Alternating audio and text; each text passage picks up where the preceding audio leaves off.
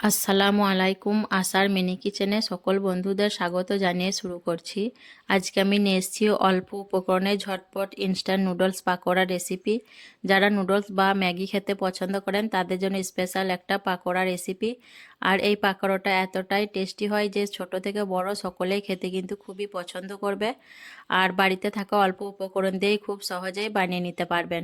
তো চলুন আজকের এই নুডলসের পাকোড়া রেসিপি দেখে নেওয়া যাক। আর যারা নতুন বন্ধু আমার ভিডিওটি দেখছেন, ভালো লাগলে অবশ্যই একটা লাইক দিয়ে আমার চ্যানেলটি সাবস্ক্রাইব করে আমার পাশে থাকবেন। নুডলসের পাকোড়া বানানোর জন্য এখানে আমি নিয়েছি দুটো নুডলস। বড় প্যাকেটের যে নুডলসগুলো হয় সেই নুডলস থেকে আমি দুটো নিয়ে নিয়েছি। এখানে নিয়েছি আমি 3-4টে মতো কাঁচা লঙ্কা কুচি করে কেটে নিয়েছি। এখানে আছে একটা বড় সাইজের পেঁয়াজ কুচি করে কেটে নিয়েছি। একটা ডিম ভেঙে নিয়েছি। আর এখানে আমি নিয়েছি 2 প্যাকেট ম্যাগি মশলা, নুডলসের মধ্যে যে মশলাগুলো থাকে সেই মশলা। আর এখানে আমি নিয়েছি কিছুটা ক্যাপসিকাম কুচি। ক্যাপসিকামটা অবশ্য অপশনাল, আপনারা চাইলে না দিতেও পারেন, শুধু পেঁয়াজ দিয়ে করে নিতে পারেন পাকোড়াটা। ক্যাপসিকামটা বাড়িতে ছিল তার জন্য আমি দিয়ে দিলাম। তো চলুন এখন পাকোড়া বানানোর দিকে যাওয়া যাক। দেখুন আমি গ্যাস অন করে একটা সসপ্যান বসিয়ে দিয়েছি ম্যাগিটা সেদ্ধ করার জন্য। আর এখানে আমি দিয়ে দিচ্ছি 1/2 চামচের মতো নুন। আর দিয়ে দিচ্ছি 4 চামচে 1 চামচের মতো সাদা তেল দিয়ে ম্যাগিগুলো আমি দিয়ে দেবো পানির মধ্যে।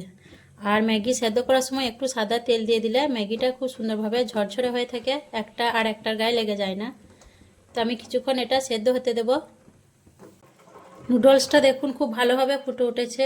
আর নুডলসগুলো আমি খুব বেশি সেদ্ধ করব না, আমি 10%-এর থেকে 8%-এর মতো সেদ্ধ করে নেব।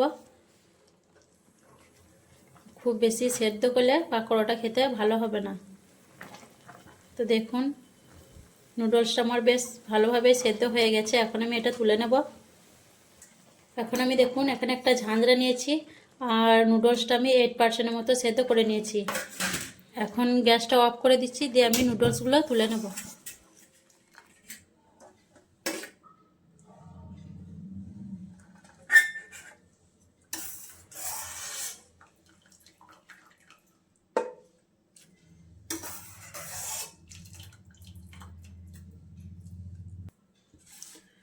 দেখুন নুডলসগুলো আমি সব তুলে নিয়েছি। এখন একটু ঠান্ডা হতে দেব, তারপর আমি পকোড়াগুলো বানিয়ে নেব।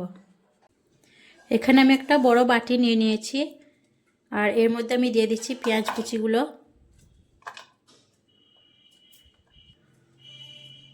ক্যাপসিকাম কুচিগুলোও দিয়ে দিচ্ছি। আর দিয়ে দিচ্ছি কাঁচা লঙ্কা কুচি, দিয়ে দিচ্ছি পরিমাণ মতো নুন, খুব অল্প পরিমাণে হলুদের গুঁড়ো, অল্প পরিমাণে লঙ্কার গুঁড়ো, ঝালটা যে যেমন খাবেন নিজেদের পছন্দ অনুযায়ী দিয়ে দেবেন।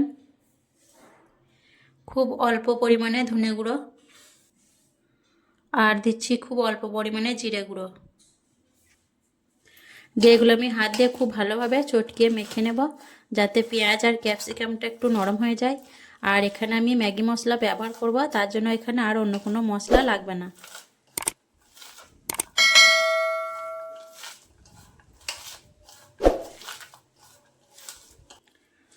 পেঁয়াজ আর মশলা দেখুন আমি খুব ভালোভাবে চটকিয়ে মেখে নিলাম, পেঁয়াজগুলো অনেকটাই নরম হয়ে গেছে।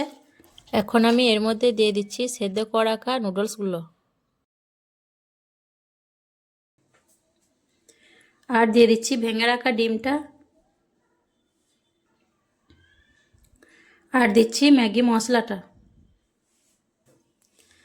দিয়ে আমি হাত দিয়ে খুব ভালোভাবে এগুলো মেখে নেব। আর ডিমটা কিন্তু অবশ্যই দেবেন, তাহলে পাকোড়াটা খেতে খুবই টেস্টি হবে।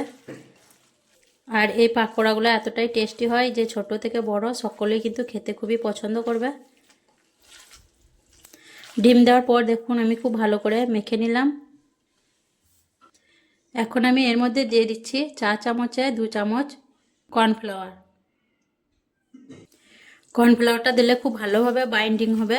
আর এখানে আমি খুব বেশি কর্নফ্লাওয়ার ব্যবহার করব না, প্রয়োজন অনুযায়ী আমি 2 চামচের মতো দিয়ে দিলাম, এতেই হয়ে যাবে, আর লাগবে না।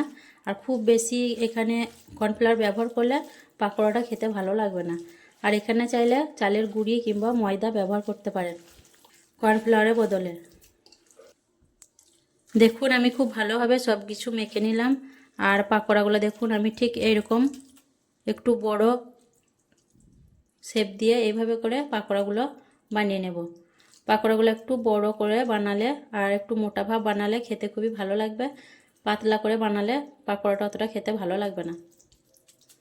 তো দেখুন এইভাবে করে আমি মোটা আর বড় করে পাকোড়াগুলো বানিয়ে নেব। পাকোড়াগুলো ভাজার জন্য আমি গ্যাস অন করে একটা তাওয়া বসিয়ে দিয়েছি আর দিয়ে দিচ্ছি পরিমাণ মতো সাদা তেল। তেলটা মিডিয়াম হিটে গরম করানোর পর এখন আমি একে একে পাকোড়াগুলো তেলের মধ্যে দিয়ে দিচ্ছি। আর তেলটা প্রথমেই খুব বেশি গরম করা যাবে না, তাহলে পাকোড়া নিচের দিকটাও হয়ে যাবে আর ভিতর এবং উপরটা ভালোভাবে হবে না। পাকোড়াগুলো তখন খেতেও খুব ভালো লাগবে না। তো একে একে আমি সব পাকোড়াগুলো দেখুন দিয়ে দিচ্ছি। পাকোড়াগুলো দেওয়ার পর আমি কিছুক্ষণ হতে দেব, তারপর উল্টে পাল্টে ভেজে নেব। পাকোড়াগুলো আমি কিছুক্ষণ হওয়ার পর দেখুন একবার পাল্টে নিচ্ছি আর একটা একটা করে আমি পাকোড়াগুলো সব পাল্টে নেব।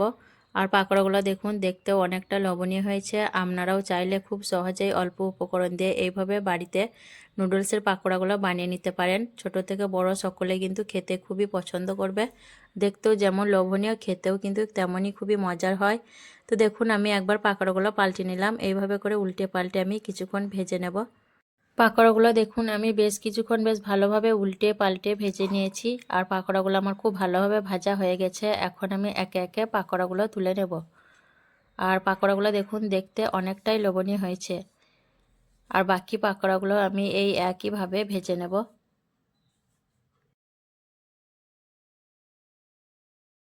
বাকি পাকোড়াগুলোও দেখুন আমি একইভাবে ভেজে নিয়েছি। এখন এই পাকোড়াগুলোও একে একে আমি সব তুলে নেব।